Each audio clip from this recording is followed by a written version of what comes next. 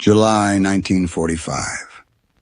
President Harry Truman sat in his private quarters after a long day negotiating the fate of post-war Europe with Stalin and Churchill.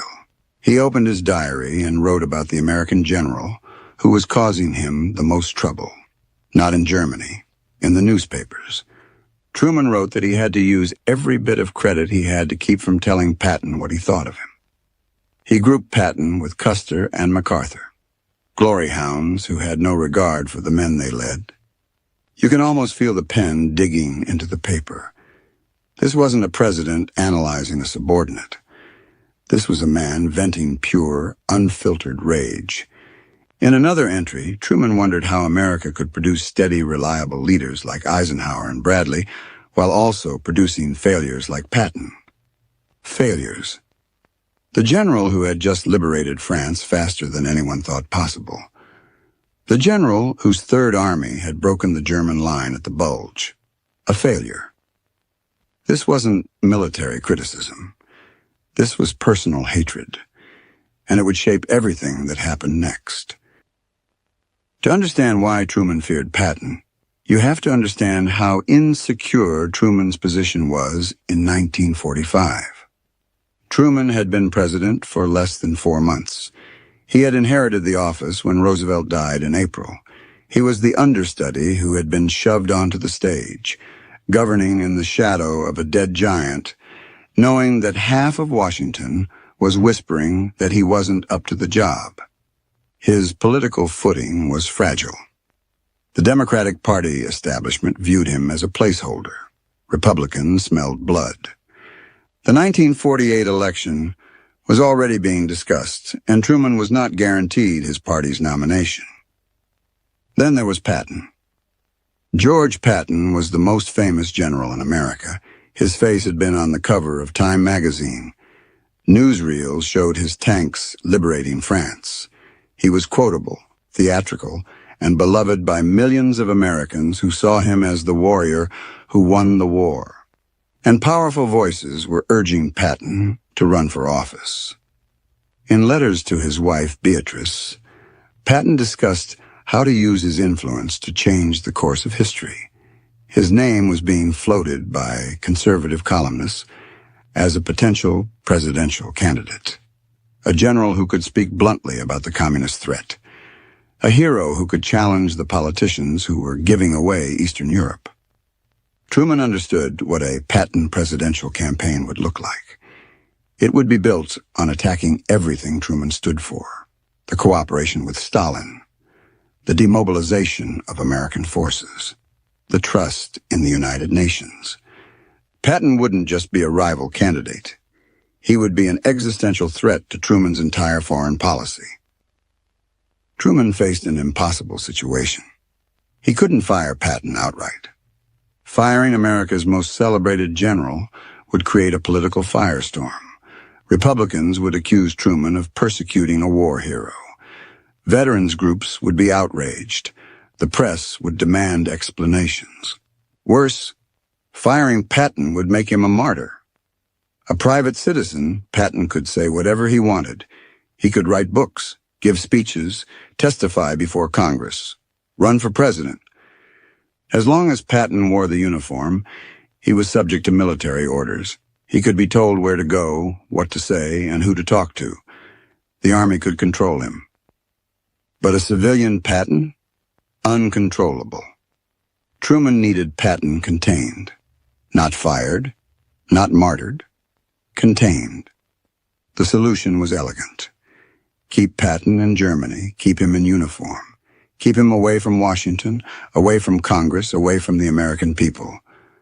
Let him rot in obscurity until everyone forgot about him. By October 1945, the containment strategy was in place. Patton had been stripped of Third Army command and assigned to the 15th Army, a paper organization with no troops, no mission, and no purpose except writing historical reports. For a man who lived for the roar of battle and the smell of diesel, this wasn't a new assignment. It was a padded cell. They were burying the most dynamic leader of the war under a mountain of paperwork. If you've seen the previous episode on this channel, you know how Eisenhower engineered this exile. What that episode didn't cover was what happened next. The travel ban. Patton immediately requested permission to return to the United States. He wanted to see his family. He wanted to meet with officials in Washington. He wanted to address the American public. Every request was denied. The official reasons varied. Administrative needs in Europe, ongoing historical documentation, responsibilities that couldn't be delegated. But when you look at the timeline, these denied requests form a clear and systematic pattern. October 1945. Patton requested 30 days leave to return to the United States. Denied. Eisenhower cited the need for Patton's presence during the transition period. November 1945. Patton requested a transfer to help with the occupation of Japan. Denied. The War Department said his skills were needed in Europe. Later that month, Patton requested a brief trip to Washington to consult with War Department officials. Denied. He was told to submit his recommendations in writing. Each denial came with a reasonable bureaucratic explanation. Taken individually, they seemed routine. Taken together, they revealed a systematic effort to keep George Patton out of the United States. Patton understood what was happening. They were keeping him muzzled. As long as he remained in uniform, in Germany, under military authority, he couldn't speak freely.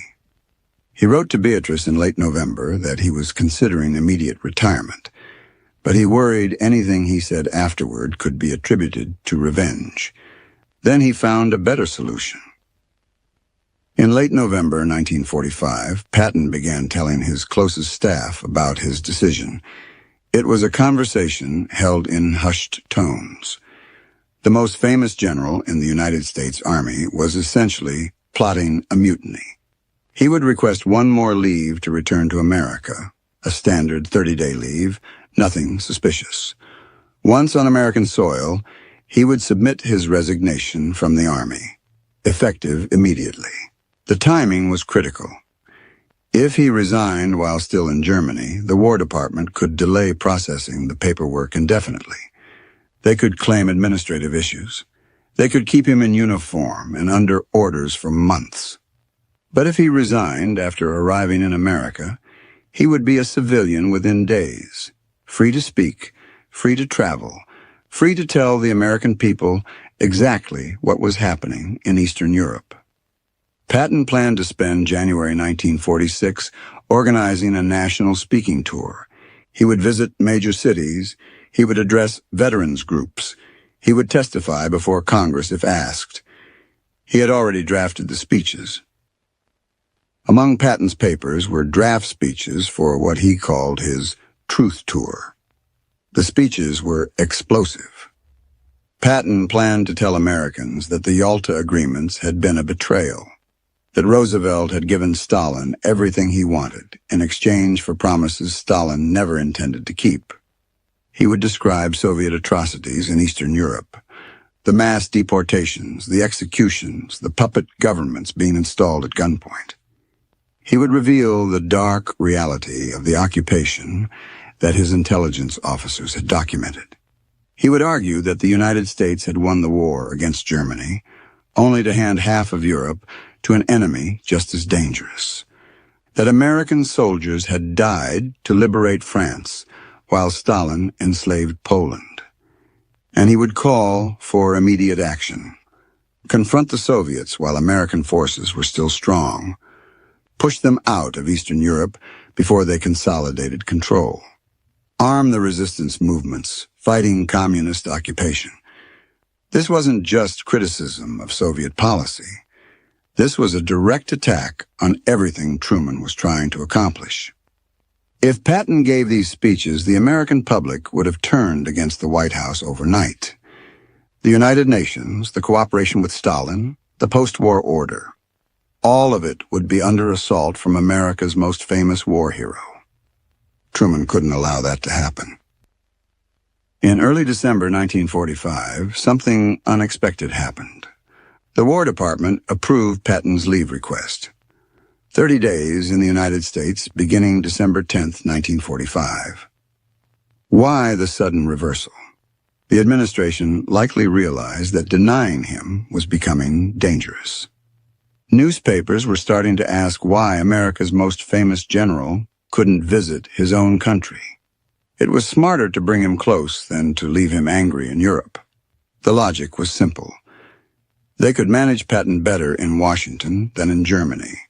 If Patton came home, they could pressure him to retire quietly with full honors, or threaten consequences if he spoke out. A private meeting, a gentle reminder about his pension, a suggestion that public criticism would tarnish his legacy. They didn't know about the resignation plan. They didn't know about the speeches. They thought they were bringing home a tired general ready to fade away. They were wrong. Patton scheduled his flight for December 10th. He spent December 9th packing his papers and preparing for departure. He told his staff that by January he would be a civilian, and then nothing could stop him from telling the truth. He had 24 hours left in Germany. December 9th, 1945. Patton decided to spend his last day in Germany on a hunting trip. At 11:45 a.m., his staff car was traveling near Mannheim. A U.S. Army truck pulled out from a side road directly into their path. The collision was low speed. Everyone else involved, the drivers, the passengers, even Patton's chief of staff, walked away without a scratch. There were no enemy tanks, no artillery barrages, just a foggy road, a moment of bad luck, and a dull thud that accomplished what the entire German Wehrmacht never could. He lay paralyzed in the back seat, 24 hours before his flight to freedom. The speeches would never be given. The resignation would never be submitted. The truth tour would never happen. The one man who could have challenged Truman's entire foreign policy was silenced on the eve of his escape. Patton lay paralyzed in a hospital bed for 12 days. His wife flew from America to be at his side. Messages poured in from generals and soldiers around the world. From the White House, there was almost nothing. No presidential envoy visited Patton's bedside. Truman sent a telegram to Beatrice, official, bureaucratic, and utterly cold. No personal warmth, no acknowledgement of what Patton had done for the country. When other generals faced medical crises, presidents sent representatives. When political allies were hospitalized, Truman made public shows of support. For the man who had helped win the war in Europe, there was cold silence. While Patton lay fighting for his life, the government he served simply turned its back. The contrast was noted by Patton's staff, by military observers, by anyone paying attention. On December 21st, 1945, George Patton died from complications of his injuries. He was 60 years old. The official cause of death was pulmonary edema and heart failure. The real cause was a broken neck suffered in a freak accident on a quiet Sunday morning. Within 2 years, everything Patton planned to warn Americans about came true. Soviet occupation of Eastern Europe became permanent. Communist governments were installed in Poland, Czechoslovakia, Hungary, Romania, Bulgaria, and East Germany. The Iron Curtain descended exactly as Patton had predicted. Truman's cooperation policy collapsed. By 1947, he announced the Truman Doctrine, containment of Soviet expansion. The policy Patton had advocated in 1945, repackaged 2 years later. The Cold War lasted 45 years. Millions died behind the Iron Curtain. Trillions were spent on containment. And George Patton, the one man who had tried to warn America in time, died in a German hospital bed 1 day before his escape. Whether the accident was truly an accident has been debated for decades. No evidence of conspiracy has ever been proven. The timing remains suspicious to anyone who knows what Patton was about to do. What's certain is that Harry Truman got exactly what he needed. The problem had solved itself. The speeches were never read. The rallies never happened. The storm that was about to break over Washington simply dissipated, and the general who saw the future was buried in Luxembourg, surrounded by the soldiers who had followed him across Europe, silenced forever.